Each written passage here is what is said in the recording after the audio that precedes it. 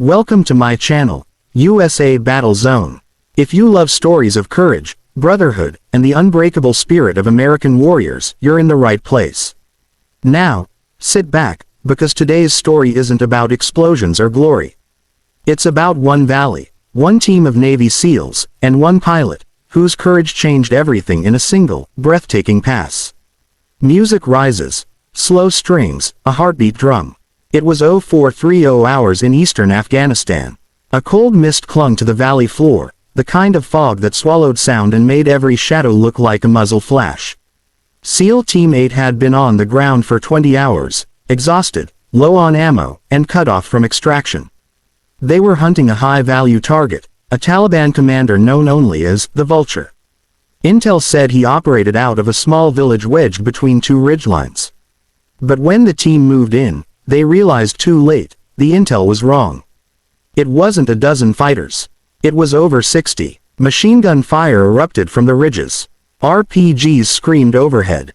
Within minutes, the team's comms operator was hit, and their medic was patching him up behind a crumbling wall.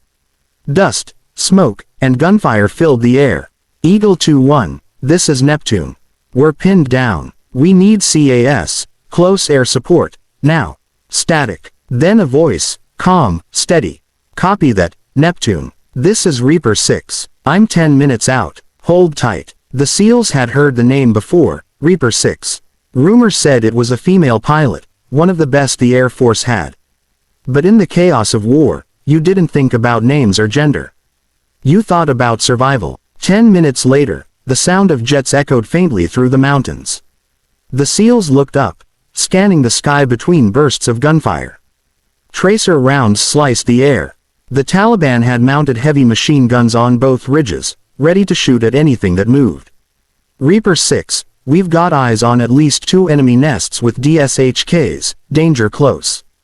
Copy that, Neptune. Paint the targets with your laser. I've got you on the scope. Lieutenant Ryan Cole, team leader, peeked over the wall with his infrared designator. He marked both ridgelines, one to the north, one east. Targets painted. You are cleared hot. A pause. Then her voice again. Lower now, more focused. Roger that. Weapons hot. Watch your heads, boys. The first pass came low, so low the SEALs could feel the jet's shockwave ripple the ground beneath them.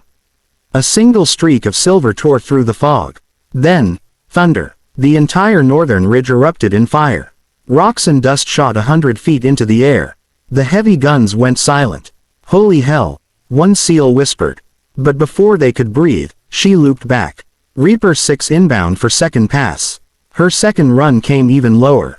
The SEALs could see the vapor trailing from her wingtips. She released her payload at the perfect angle, and the eastern ridge disappeared in a flash of orange. The shockwave slammed into them like a wall of air. When the smoke cleared, the valley was silent, utterly silent.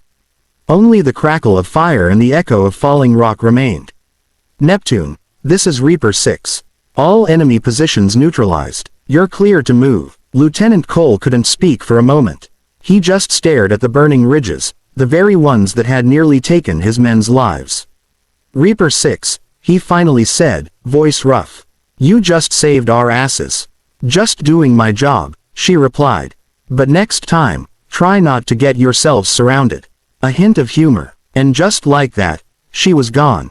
The jet climbed, disappearing into the dawn sky as the sun crept over the mountains. Hours later, after extraction, the SEALs sat in silence aboard the helicopter. No one said much. They were alive, barely. But Cole couldn't stop thinking about the voice on the radio. Back at Bagram Air Base, he asked to meet her. The flight control pointed him to the hangar. Inside stood a small F-15E Strike Eagle, its gray skin streaked with dust and heat scars. Beside it, a woman in a flight suit, helmet under her arm, hair pulled back tight. She was maybe 30, calm eyes, steady posture. You Reaper 6? Cole asked. She nodded once. That's me. I'm Cole, Neptune team leader. He hesitated. You saved my men. She gave a small smile. You called it in. I just hit the switch. But Cole shook his head. No, he said quietly. You did more than that. He told her about his comms operator, barely hanging on. About the medic's hands trembling as he tried to stop the bleeding. About the sheer terror of hearing machine guns closing in, knowing backup was miles away. She listened, silent, respectful, then said softly, "That's why we fly. So you can make it home." That night, Cole sat outside the barracks, staring up at the sky. Somewhere out there, she was on another mission, another valley, another team praying for help. He thought of the sound her jet made, like thunder rolling through heaven. He thought of how, for one split second, the war had looked beautiful, not because of destruction, but because of the courage behind it. Weeks later, they went back out. Another operation, another dark valley, and again, it went bad. The SEALs were deep in enemy territory when an IED detonated under their lead vehicle. Smoke and debris filled the air. The radio crackled with shouting. They were cut off, again. Cole grabbed the mic. "Reaper 6, this is Neptune. We're hit. Need support. Grid coordinates follow." Static. Then, nothing. Minutes passed. The enemy was closing in. Then, the radio hissed alive. "This is Reaper 6. I'm en route. Hang tight." Cole smiled despite the chaos. "Damn right you are." But something was different this time. She sounded tired. Her voice carried a weight. Not fear, but something deeper. "Reaper 6, we're marking targets, same protocol as before." "Copy that," she said. "I see you." Cleared hot. Her jet screamed overhead, bombs dropping with perfect precision. But as she made her second pass, an enemy Manpad's missile launched from the tree line. "Missile, missile, break right," shouted the SEALs. On the radio, her voice sharpened.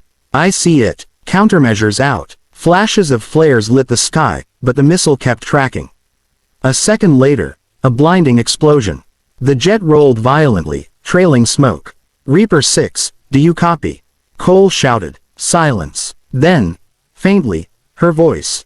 "Reaper 6 hit. I'm going down." The SEALs watched helplessly as the jet disappeared behind the ridge. A column of smoke rose from the valley beyond. Cole's chest tightened. "Pack up. We're moving," he ordered. "Sir, that's a crash zone. We'll be exposed." "I don't care. That pilot saved our lives. We're not leaving her behind." They moved through enemy fire, climbing over rocks and dust. Each shot echoed off the cliffs. By the time they reached the crash site, the jet was half buried in smoke and flame. Cole spotted the ejection seat, empty. She'd made it out. "Tracks," one SEAL shouted. "She's alive." Went north. They followed the footprints into the ravine. Minutes turned into hours. Finally, in the fading light, they found her, crouched behind a rock, pistol in hand, one leg bleeding. "Figured you'd show up," she said weakly, trying to smile. Cole knelt beside her. "We don't leave family behind." Extraction came at dawn. As the medevac lifted off, Cole looked down at the valley. 2 scars of burnt earth marked where she'd hit the ground. He thought of all the airstrikes he'd seen, the noise, the fury, but none had meant what hers did. Because behind every explosion was a heartbeat, behind every call sign a person who risked everything. Months later, when the SEALs returned home, Cole attended a ceremony at Langley Air Force Base. Reaper 6, Captain Emily Hayes, was there, walking with a cane but smiling. She received the Distinguished Flying Cross that day. When they pinned it on her, the crowd stood in silence. Not for the medal, but for the courage it represented. Cole approached afterward. "I never got to say thank you," he said. She shook her head. "You already did, every time you made it home." They stood together for a long moment. 2 soldiers from different worlds, bound by one moment in a valley far away. Studio microphone narrator, soft voice. "War isn't about how many enemies you destroy. It's about how many lives you save. And sometimes, the greatest heroes are the ones who fly unseen, through fire and cloud, through fear and silence, to make sure someone else gets another sunrise." Music swells. Emotional orchestral strings. That day, the SEALs learned something they'd never forget. Courage isn't always on the ground. Sometimes, it's in the sky. Studio microphone narrator closing. Thank you for watching this story on USA Battle Zone. If this story moved you, if you believe in the bravery of those who serve, don't forget to like, comment, and subscribe.